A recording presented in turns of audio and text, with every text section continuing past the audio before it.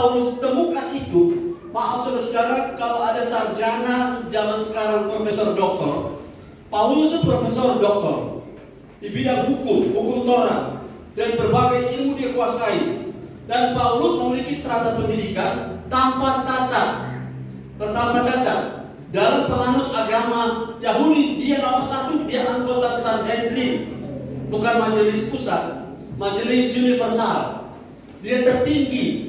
Dia punya kepintaran sampai bisa tulis 13 kitab. Di zaman itu, saudara, zaman itu tahun berapa? Tahun 100, tahun 90, tahun Masehi. Jadi berapa tahun lalu?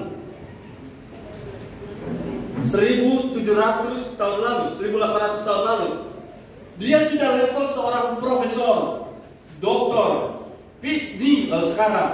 Dia seorang yang cakap, pintar. Tapi bagi dia, katakan bagi Paulus, setelah dia lihat bahwa menjadi seperti serupa Kristus itu adalah tujuan hidupnya, segala sesuatu di belakangnya dianggap sampah, dianggap rugi. Maksudnya begini, bukan sarjana itu salah, ya, bukan belajar itu salah, tetapi bagi dia adalah, apa arti semua itu tanpa saya bertemu Kristus?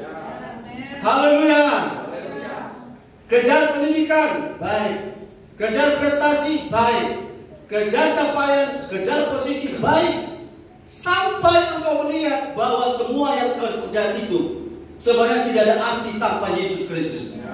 Ada banyak orang bilang begini, sudah aman orang, ekonomi sudah aman, tapi tidak suka ibadah, itu belum aman. Belum aman, katakan belum aman. Saudara boleh tinggi pangkat, tinggi gelar, tapi kalau saudara tidak kejar Kristus, hidupmu belum safe. Karena prioritas kita, katakan prioritas. Prioritas saya, setelah saya tahu tujuan hidup saya seperti Kristus, maka segala sesuatu yang bukan membawa saya kepada Kristus, itu bukan lagi prioritas hidupku. Haleluya. Latihan badan terbatas gunanya, tapi ibadah berguna dalam segala hal. Karena ibadah mengandung janji, baik untuk hidup yang sekarang ini maupun untuk hidup yang akan datang. Maksudnya, jangan buang waktu untuk sesuatu yang bukan mendatangkan saudara bertumbuh menjadi serupa Kristus. Olahraga boleh, tapi olahraga tidak boleh membuat engkau tidak datang ibadah. Amin. Engkau boleh jalan-jalan, boleh. Jalan-jalan ke Jepang, Amerika, sudah punya uang, mengapa tidak? Tentu jangan lupa ajak kami suami. Itu baik, haleluya. Yang ke Bali, lupa dapat dilanggar, orang dari haleluya. Puji Tuhan. Setelah kita tahu tujuan hidup kita jelas, maka kita tahu sekarang prioritas kita yang mana. Matius 6:33. Ayat yang sangat terkenal. Haleluya. Haleluya, firman Tuhan, tetapi carilah dahulu kerajaan Allah dan kebenarannya, maka semuanya itu akan ditambahkan kepadamu. Yes, haleluya. Haleluya. Cari dahulu kerajaan Allah. Bagi saya, bagi saudara, bagi kita jemaat GBI Tiberias Mulai Manado, cari kerajaan Allah lebih dahulu, lebih penting, lebih priority, lebih utama, lebih prioritas daripada segala sesuatu yang kita cari. Saudara setuju? Bilang amin. Mencari kerajaan Allah, mencari kebenaran, mencari hal-hal tentang Tuhan, memburu Tuhan, bukan pemburu dolar, tapi memburu Tuhan, itu akan membuat kita akan makin serupa Kristus. Dan saudara-saudara tahu bahwa prioritas kita, haleluya, prioritas saya, prioritas kita sudah kita tempatkan. Bukan yang lain itu tidak ada apa-apanya, bukan yang lain itu tidak penting, tetapi yang lain itu harus nomor sekian sesudah saudara mengejar Kristus. Haleluya, bertepuk tangan bagi Tuhan. Saudara lihat ayatnya 1 Timotius 4 ayat 8. Saya ingin tekankan jemaat ini menyesal kalau satu kali tidak ibadah. Katakan menyesal kalau tidak ibadah satu kali. Firman Tuhan, latihan badan ini terbatas gunanya, tetapi ibadah itu berguna dalam segala hal, karena mengandung janji baik untuk hidup ini maupun untuk hidup yang akan datang. Yes. ibadah itu mengandung janji baik untuk hidup yang sekarang maupun untuk hidup yang akan datang. Kenapa? Karena lewat ibadah kita makin banyak makan firman. Lewat ibadah kita makin diubah oleh Roh Kudus.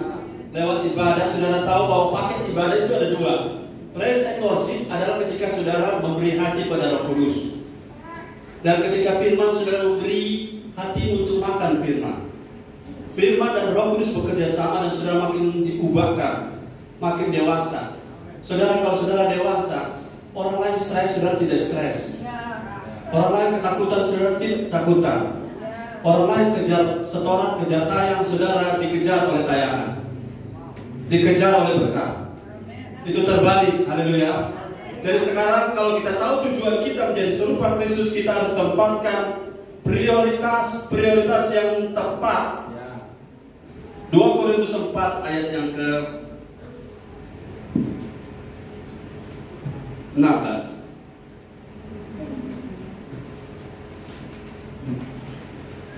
Haleluya. Sebab itu kami tidak tawar hati, tetapi meskipun manusia lahiriah kami semakin merosot, namun manusia batiniah kami dibarui dari sehari ke sehari. Walaupun manusia lahiriah kita semakin merosot, namun manusia batiniah kita makin diperbaharui dari sehari ke sehari. Ini adalah satu mindset atau pola berpikir yang membuat orang-orang itu tahu bahwa kalau manusia batiniah saya sedang diperbaharui dari sehari ke sehari, itu sebenarnya tidak perlu disesali, karena ini adalah prioritas kita. Prioritas kita adalah tubuh kita. Di kerajaan Allah, masih ingat bahwa kerajaan Allah bukan soal makan dan minum. Katakan, kerajaan Allah bukan soal. Jadi kita makan di ibadah atau tidak makan itu bukan persoalan. Yang penting roh kita makan. Haleluya. Jadi kalau ada ibadah CG tidak ada makan, jangan terkejut, karena memang fokus kita bukan makanan. Karena fokus kita adalah makan firman. Jadi kalau kita tahu prioritas, kita akan selalu menempatkan bagaimana apa yang diperbaharui. Saudara, kita harus memperbaharui budi kita, bukan body saja. Haleluya. Jangan fokus pada body, tapi fokus pada budi. Budi itu adalah bagian manusia batiniah kita. Itu yang makin diperbaharui dari sehari ke sehari. Saudara, inilah fokus kita. Katakan fokus. Inilah prioritas kita. Kalau ini terjadi, saya percaya saudara-saudara, hidup kita akan makin gemilang, cemerlang, akan memiliki kemuliaan yang tidak didapat di tempat lain. Karena semakin kita serupa Kristus, semakin banyak mujizat akan terjadi dalam hidup kita. Semakin kita serupa Kristus, kita akan tahu prioritas yang Tuhan mau, dan waktu kita melakukan tempat seperti yang Tuhan mau. Ketika saudara cari kerajaan Allah, segala sesuatu ditambahkan. Makan minum ditambahkan. Kesehatan Tuhan jamin. Jadi dengan memiliki tujuan hidup yang jelas, kita sekarang sudah bisa menempatkan mana prioritas yang pertama, mana yang kedua. Dan bagi saya dan bagi saudara, Yesus nomor 1. Yesus segala-galanya. Yesus adalah pusat dari gereja ini. Yesus adalah pusat dari pelayanan kita. Dia segala-galanya. Katakan haleluya. Yang ketiga, dengan memiliki tujuan, saudara-saudara, seandainya di Likupang sana, saudara tahu ada sebuah bukit, dan di situ ada kandungan emas yang sudah periksa. Kemudian saudara dari sekarang berjalan menuju Likupang, dan sepanjang perjalanan saudara dihadang di Matungkas, saudara dihalang di Lumpias, saudara dihalang di Kawerua, saudara dipukul, saudara disiksa, saudara dihina. Kenapa mau ke Likupang? Apakah saudara akan bilang, sudah jauh, mundur jauh, tarik pulang jauh? Apakah begitu? Tidak, karena kita tahu ada sesuatu di sana. Jadi waktu kita melewati proses, waktu kita tahu tujuan kita menjadi serupa Kristus, Christ in me, Christ in you, Christ in us, the hope of glory. Itu adalah pengharapan akan kemuliaan, lebih daripada emas dan perak. Kalau kita tahu kemuliaan seperti itu, maka dengan kita kita tidak akan salah paham dengan penderitaan, proses penderitaan sekarang. Haleluya. Kemarin kami sempat tanya, mana yang paling berat? Melakukan firman atau mendengar firman? Yang paling berat adalah mendengar. Karena mendengar, mau tes, boleh tahan 2 jam? Yang jujur, boleh tahan dengan firman 2 jam? Haleluya. Ya. Benar. Ya, maksudnya dua-dua penting, dua-dua berat, tapi lebih berat nanti saya bagikan di kesempatan lain. Kamu telah berat untuk mendengar, karena beratnya paling pertama di mendengar. Lagi, beratnya paling pertama di mendengar. Jadi maksud saya, kita menderita kapan? Waktu kita memberi diri untuk mendengar firman. Itu sebenarnya penderitaan yang justru mengerjakan kemuliaan. Halo, mendengar firman, saudara, saya tanya. Saya baru ikuti sebuah survei bilangan Research Center. Mereka menemukan bahwa makin banyak orang Indonesia makin suka firmannya pendek. Betul? Makin banyak orang Indonesia makin suka firmannya pendek. Ada satu lembar perkenalan tamu, ada komentar di situ, ada tulis ibadah di sini panjang sekali tapi bersemangat. Haleluya. Haleluya. Tapi menggairahkan firman-Nya. Kalau asumsi bahwa makin pendek firman makin bagus, maka yang paling bagus adalah tidak ada firman, betul? Tapi itu bukan untuk sesuatu proses untuk bisa membuat kita transformasi. Halo, mindset kita harus berubah. Haleluya. Makan kita seminggu cukup enggak? Seminggu kita makan fisik kita sekali seminggu. Tidak cukup. Sehari 3 kali, betul? Seminggu berapa kali? 21 kali. Belum tambah yang pemakan, makan breakfast, snack, lunch, snack, dinner, supper, the last supper, dan sudah tidur malam masih bakunya. Haleluya. Jadi kalau kita punya fisik makan sehari paling kurang 3 kali, harusnya roh kita sehari sekali makan. Dan kalau seminggu sekali kita makan hanya 1 kali dengar firman 30 menit, kita tidak cukup kuat untuk menghadapi tantangan hari Senin sampai hari Sabtu. Dan kita kembali lagi ke gereja. Sebenarnya terbalik, saudara. Kita datang di gereja bukan untuk menguat-kuatkan, tapi di gereja kita datang untuk makin dikuatkan. Dan ketika kita turun ke lapangan di domain-domain kita masing-masing, kita tidak perlu kehabisan tenaga, karena tenaga dan kekuatan kita sudah lengkap dalam kita. Kita berkobar-kobar dalam roh, karena roh kita lebih besar daripada roh yang ada dalam dunia. Jadi proses pembentukan penderitaan menjadi seperti Kristus salah satu adalah mendengar firman. Kami mendengar firman, saudara, di waktu-waktu tertentu bisa 3 jam, 6 jam. Dan kami tidak ada ruangan untuk bisa santai. 3 jam, 6 jam. Dan seminggu begitu 3 kali. Dan itu yang akan membuat banyak di antara kita akan makin kuat. Haleluya. Kalau saudara pelayanan, saya pelayanan tiap minggu, tiap hari melayani, saya sendiri tidak makan. Satu saat saya akan jatuh, gagal, tidak berdaya, karena saya sendiri butuh makan. Amin.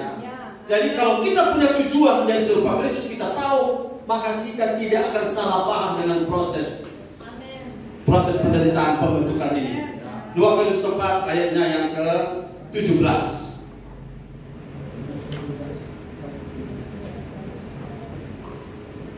Haleluya. Sebab penderitaan ringan yang sekarang ini mengerjakan bagi kami kemuliaan kekal yang melebihi segala-galanya, jauh lebih besar daripada penderitaan kami. Ya, jauh lebih besar daripada penderitaan kami dalam hal dibentuk, ditransformasi, mendengar firman, mendengar lagi. Saudara, jalan keluarnya sederhana, saya sudah alami. Saya dengar firman berulang-ulang. Sampai apa? Sampai semua yang saya dengar tersingkap, mengerti, Saya bisa tahu ini pengertiannya, saya bisa tangkap karena berulang-ulang saya dengar dan akhirnya untuk melakukannya saya mudah. Sudah tidak repot, tidak sulit karena berulang-ulang mendengarkan firman. Itu memang bagi orang tertentu itu penderitaan. Tapi penderitaan ringan yang sekarang ini mengerjakan. Katakan mengerjakan. Mengerjakan bagi kita kemuliaan kekal yang melebihi segala-galanya. Rata-rata saudara orang Indonesia mampu mendengar khotbah. Bahkan teori homiletika mengatakan 45 menit khotbah itu sudah kebablasan orang.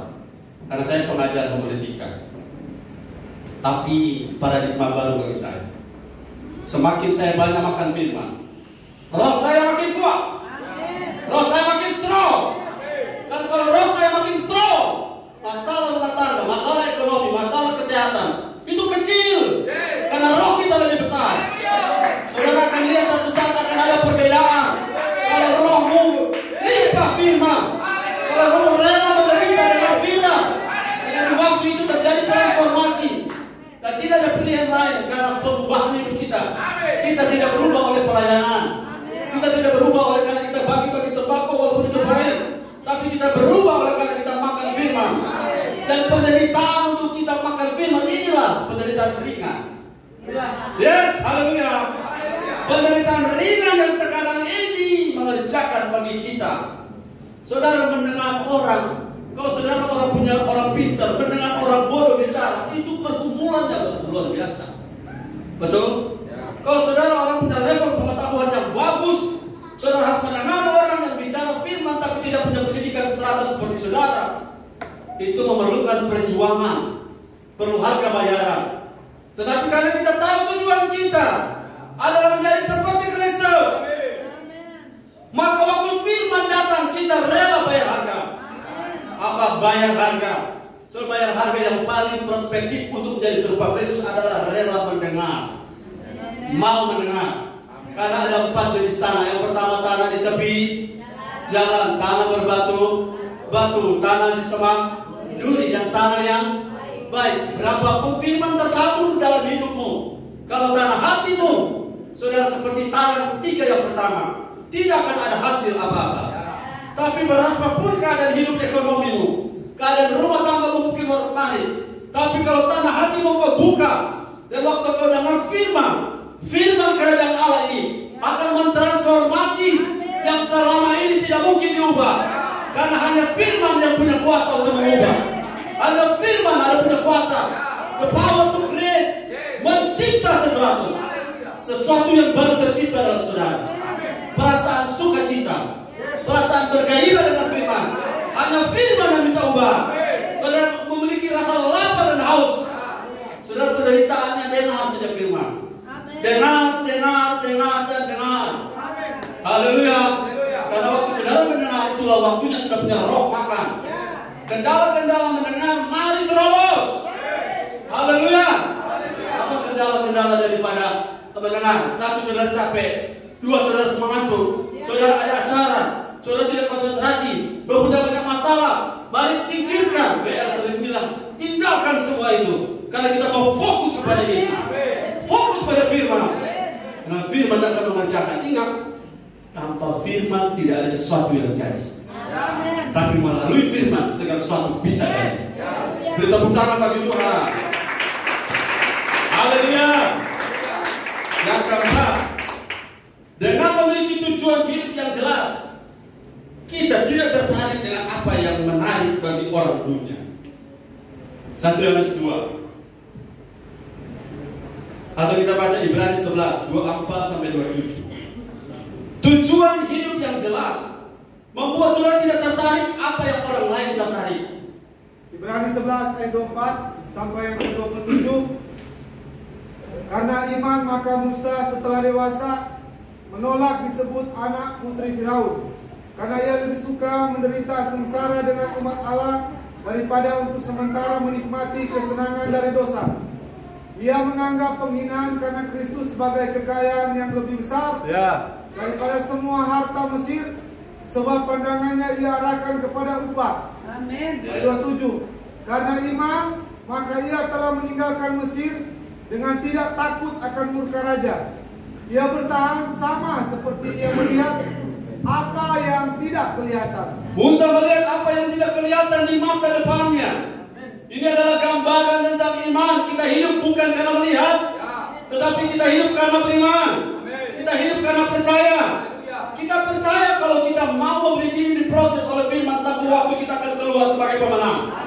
Satu waktu kita seperti emas, kalau kita masuk dalam dapur perhatian, kita akan keluar seperti emas murni. Sebagai emas murni. Jadi kata kuncinya kalau dalam penderitaan karena firman bertahan. Sebab penderitaan karena firman itu akan terjadi pada tanah berbatu, tanah tepi jalan dan tanah sebab duri. Tapi firman yang kepada tanah yang gembur, tanah yang baik, sebaliknya yang akan terjadi. 30 kali lipat, 60 kali lipat berkat. Ini bukan cuma berkat jasmani, 100 kali lipat akan kita alami. Yang keempat adalah ketika kita makin fokus kepada Yesus, segala sesuatu yang lain makin tidak menarik. Haleluya. Haleluya. Semakin kita fokus dengan tujuan yang jelas, menjadi serupa Kristus, segala sesuatu yang lain makin tidak menarik. Itu ada keinginan mata, keinginan daging, keangkuhan hidup, tidak lagi menarik bagi kita. Karena bagi Mesir, saudara tahu Mesir di zaman Musa adalah kekaisaran yang paling terkenal, paling hebat. Sebelum ada pemerintahan yang lain, Mesir sudah jaya. Sebabnya ada Mesir kuno dengan Sphinx dan piramidnya, yang orang sekarang pun belum tentu bisa bikin yang sama. Tetapi bagi Musa dan bagi saudara, Mesir karena Kanaan, kita karena Yesus, Mesir tidak lagi menarik bagi kita. Katakan amin. Kalau kita pada level ini, saya yakin saudara ibadah mujizat akan terjadi. Saya kasih contoh saudara. Orang yang biasa di toko emas, yang biasa toko emas, coba ada barang emas ini saya pinjam. Ada barang emas.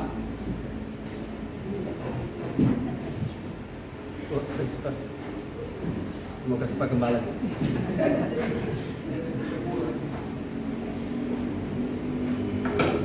Ada barang Messi. Messi kecil ada. GP rambut atau apa? Nah, coba itu. Ini emas. Ini besi biasa. Menurut teori, katanya emas tidak tertarik pada magnet. Betul? Kalau dia asli. Kalau dia emas palsu, pakai magnet, dia akan tertarik. Kalau kita punya tujuan hidup jelas menjadi serupa Kristus, dunia menarik kita tidak mempan. Ya. Katakan amin. Coba lihat. Asli mas. Malah semua jual jangan beli akan kursi. Coba yang satu ini. Tertarik. Yang bukan emas tertarik. Lihat ya. Oke. Yang emas tidak, karena kita yang pegang. Tapi kalau tidak dipegang, tidak ikut dia. Kalau kualitas saudara kualitas emas, dunia tidak menarik bagi saudara dan saya. Setuju dengan saya, katakan amin. Amin. Mas mau kasih pulang. Haleluya. Haleluya. Kita utang bagi Tuhan Yesus. Akan diambil. Yang kelima, dengan memiliki tujuan hidup yang jelas, kita tidak akan berputar-putar dan akan membuang waktu tanpa arah. Mari kita lihat Khotbah 3 ayat 1, 2 dan 3.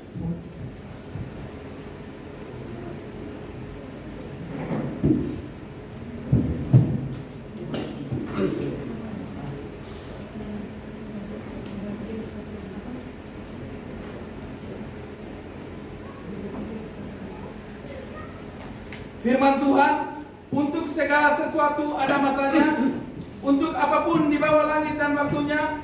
Ada waktu untuk lahir, ada waktu untuk meninggal, ada waktu untuk menanam, ada waktu untuk mencabut yang ditanam, ada waktu untuk membunuh, ada waktu untuk menyembuhkan, ada waktu untuk memerobak, ada waktu untuk membangun, ada waktu untuk menangis, ada waktu untuk tertawa, ada waktu untuk meratap, ada waktu untuk menari. Ya. Haleluya. Kalau saudara dan saya punya tujuan hidup jelas menjadi seperti Kristus, ayat ini bukan untuk saudara. Ayat ini bukan untuk kita. Karena ayat ini adalah siklus dari teori nihilisme. Hidup yang tanpa arti, meaningless. Hidup yang tanpa makna, berputar. Kalau hari ini engkau senang, siap-siap besok engkau akan susah, sedih. Siap-siap kalau saudara susah hari ini, besok saudara bisa saja senang. Tapi hidup seperti ini adalah hidup seperti siklus, berputar, naik turun, naik turun. Tapi kalau kita punya tujuan hidup jelas menjadi serupa Kristus, kita tidak berputar-putar. Halo, kita tidak sibuk dan mencari-cari lagi. Halo, kita tidak lagi mencari tujuan sekarang, karena kita sudah punya. Kita sudah punya tujuan dan jelas. Dan kita tidak akan berputar-putar dia apapun yang orang lain bilang. Kalau saudara punya masalah, biasanya orang konseling. Saya susah hari ini, sabar saja, segala sesuatu ada waktu. Maksudnya, sesudah kau susah, kau pasti senang. Tapi itu sesudah kau senang, kau susah lagi. Itu siklus, dan itu bukan siklus kita. Katakan amin. Karena Kristus bilang segala perkara dapat kutanggung dalam Dia yang beri kekuatan. Kalau ada sesuatu yang miss, itu berarti ada faktor kita. Haleluya, haleluya. Jadi kita tidak hidup dalam siklus yang berputar tanpa arah, tapi kita bergerak dari titik terbitnya matahari sampai terbang tengah hari. Itulah grafik hidup kita, karena kita punya arah, kita punya tujuan, kita punya Kristus sebagai goal akhir. Kita berlari dengan tujuan yang jelas. Kita tidak berlari tanpa arah. Dan kita tidak berputar-putar tanpa sasaran. Haleluya, kita beribadah untuk kemuliaan Kristus. Kita memberi untuk nama Yesus diagungkan. Kita merayakan Natal supaya Kristus dihormati. Kita melakukan ibadah karena saya percaya Kristus dan saya harus ditumbuhkan. Dan ini apabila terus kita bergerak. Orang lain pusing tujuh keliling, mengalir, tidak ada arah. Tapi puji Tuhan, kita sudah punya arah. Kita sudah punya tujuan. Dan tujuan kita Tuhan bilang Amsal pasal yang keempat ayat 18. Haleluya, haleluya. Amsal 4 ayat 18 firman Tuhan. Tetapi jalan orang benar itu seperti cahaya fajar. Perhatikan cahaya fajar pagi yang kian bertambah terang. Sampai rembang tengah hari. Titik kulminasinya dari kalau pakai derajat 90 derajat dari 0 sampai 90. Dia tidak lewat 90 sekian, karena titik puncaknya adalah Kristus. Jalan hidup saya, katakan jalan hidup saya bukan berputar, bukan melingkar, tapi terus naik. Terus ada 3 hal matahari pagi sampai rembang tengah hari. Ada 3 hal. Apa yang pertama? Makin terang. 2 makin panas. 3 makin tinggi. Mantap. Hidup kita makin terang, makin naik, makin tinggi, dan tiba di puncak. Puncak kita adalah menjadi seperti serupa dengan Kristus. Kalau jadi serupa dengan Kristus, apakah masalah kebutuhan itu masalah lagi? Tidak. Kalau kita serupa Kristus, apa kesehatan, sakit, penyakit adalah masalah lagi? Tidak. Kalau kita serupa Kristus, apakah iblis masalah lagi bagi kita? Tidak. Kalau kita serupa Kristus, apakah dosa masalah lagi bagi kita? Tidak. Karena ketika kita berkembang dan bertumbuh menjadi seperti Kristus, segala sesuatunya selesai. Haleluya. Ulangan 28. Ini destinasi kita. Ini kodrat kita. Jadi saudara, salah satu yang harus dicabut dari kita, cabut dari mindset kita. Jangan gunakan prinsip nihilisme.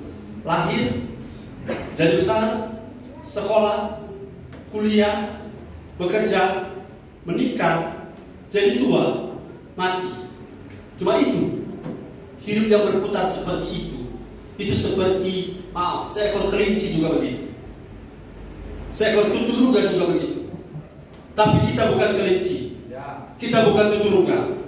Karena kita hidup ada tujuannya. Roma 8 ayat 29. Kita hidup untuk, mari kita mampir sedikit. Roma 8 ayat 29. Saudara masih bergairah, katakan amin.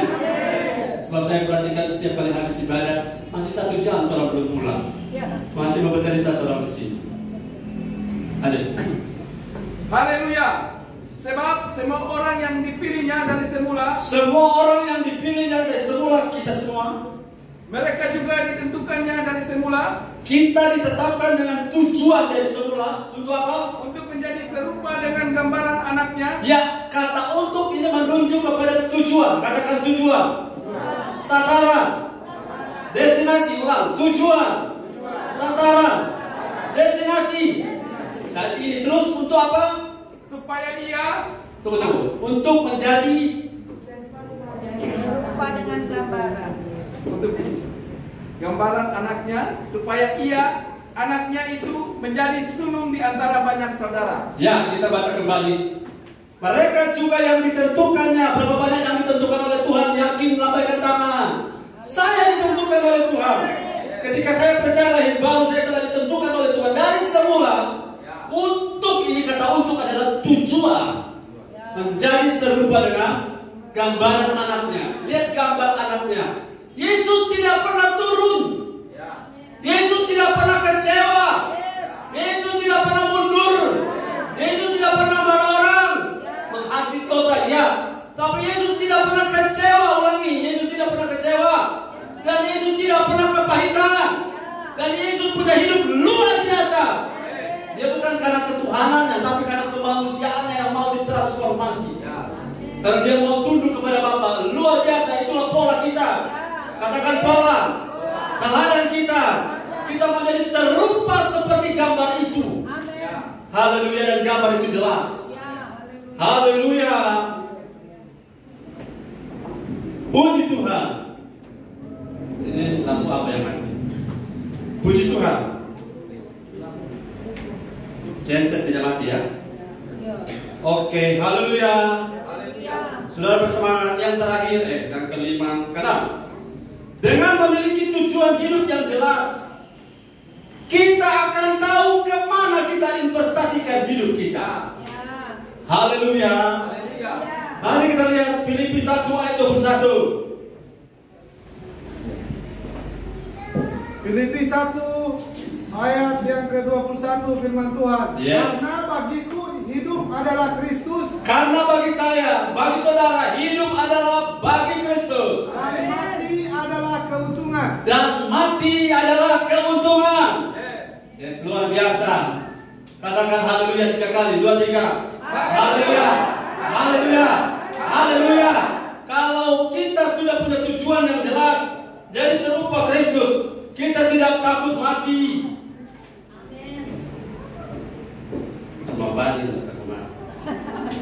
Semua kita tidak takut mati. Kenapa?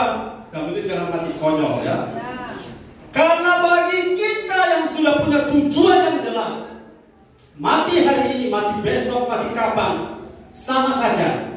Yang pasti adalah kita masih hidup karena kita mau hidup bagi Kristus. Jadi kalau kita hidup sekarang, hidup bagi siapa? Bagi Kristus. Hidup bagi kepentingan siapa? Kepentingan Kristus. Kita berbuat bagi siapa? Bagi Kristus. Investasikan hidupmu. Karena tujuan kita sudah jelas.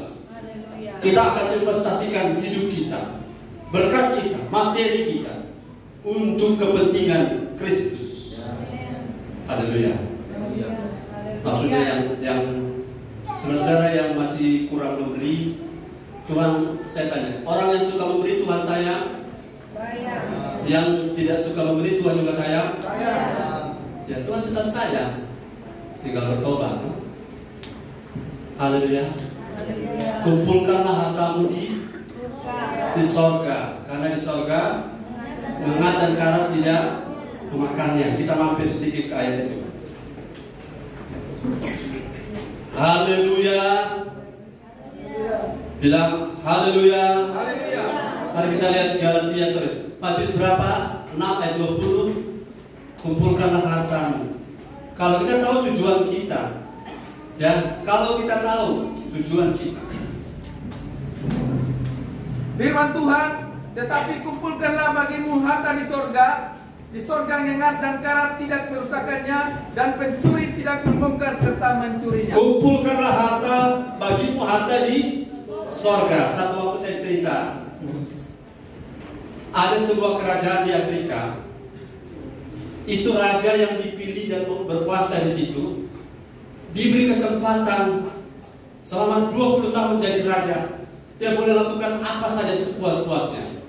Tapi tahun ke-21 dia akan dibuang ke pulau yang tandus.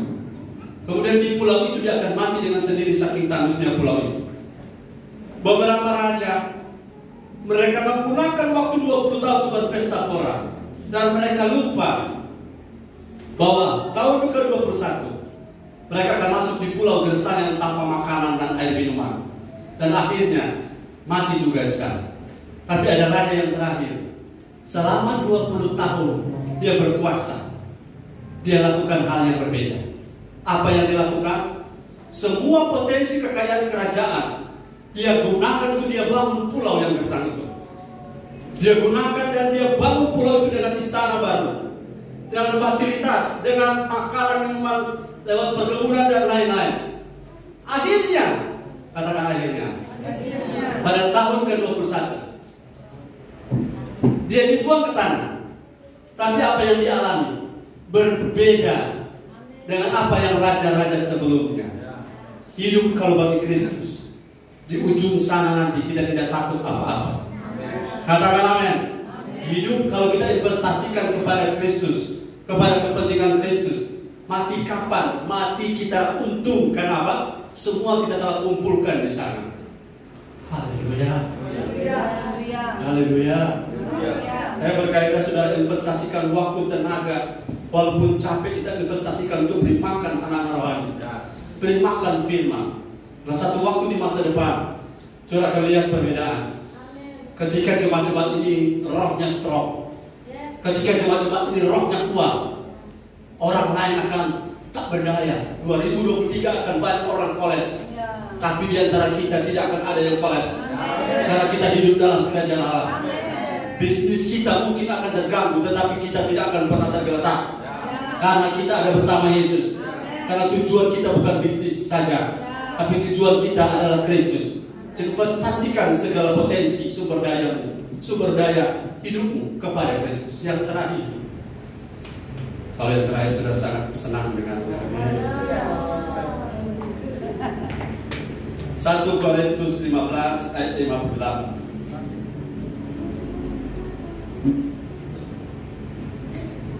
Haleluya. Karena itu saudara-saudaraku yang kekasih, berdirilah teguh, jangan goyah, dan giatlah selalu dalam pekerjaan Tuhan, sebab kamu tahu bahwa dalam persekutuan dengan Tuhan jeripayamu tidak sia-sia. Yes.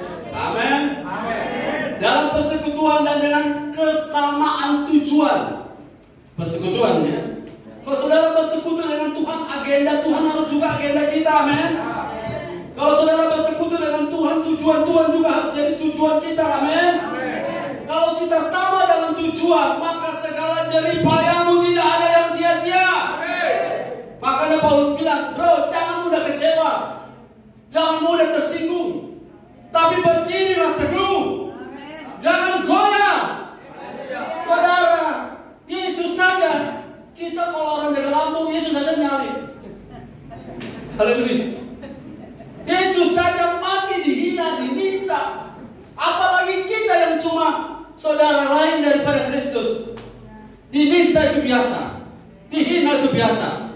Yang luar biasa adalah kalau kita menolak penderitaan proses itu.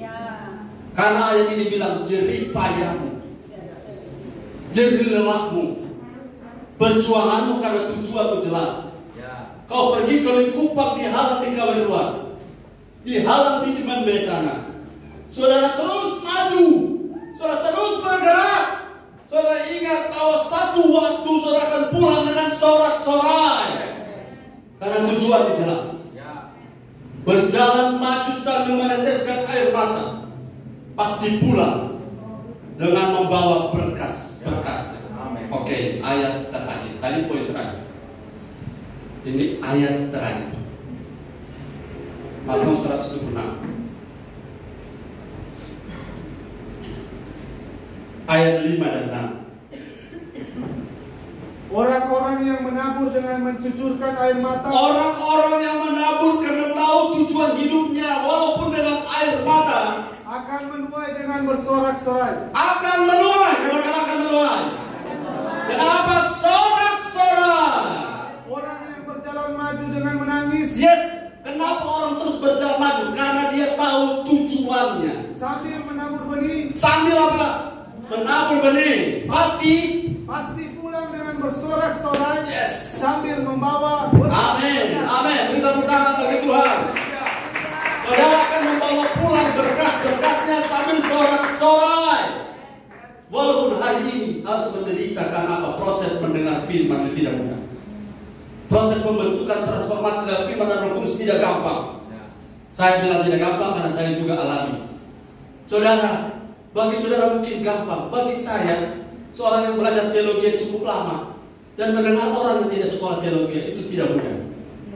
Tidak mudah kecuali Anda memiliki the spirit of sonship, hati seorang anak, hati yang mau mendengar, hati yang terbuka, dan dengan begitu ada harapan.